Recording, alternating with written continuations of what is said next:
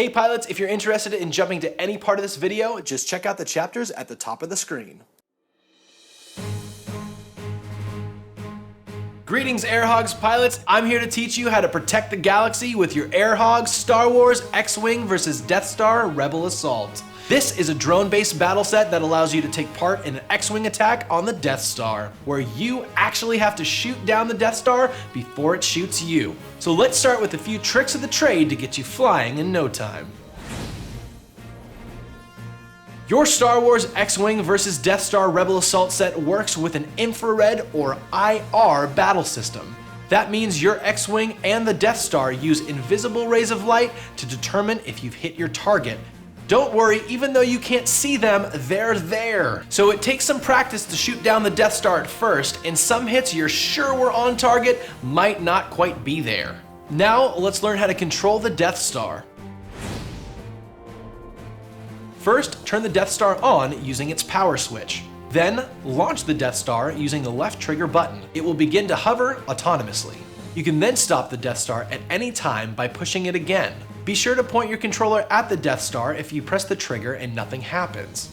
Try moving closer and pointing the controller directly at the IR port located in the center of the Death Star.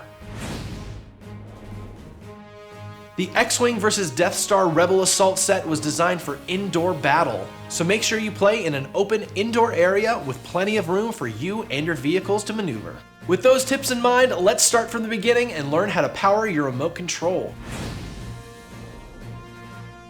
Remove the back from your remote control. Install new batteries, as shown in the polarity diagram, and reattach the panel. Now, let's learn to charge your X-Wing vs Death Star Rebel Assault vehicles.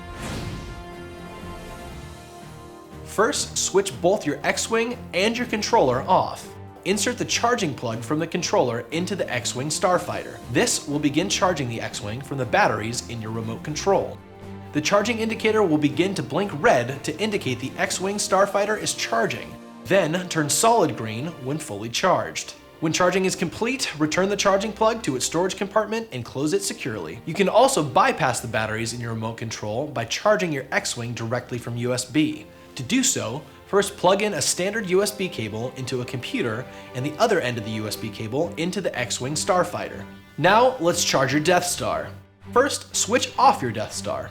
Plug the USB cable into a computer or the wall using a charging adapter. Plug the micro adapter of the USB cable into the Death Star. The engine LED will turn solid when fully charged. Let's learn how to pilot your X-Wing Starfighter and join the rebellion against the Empire.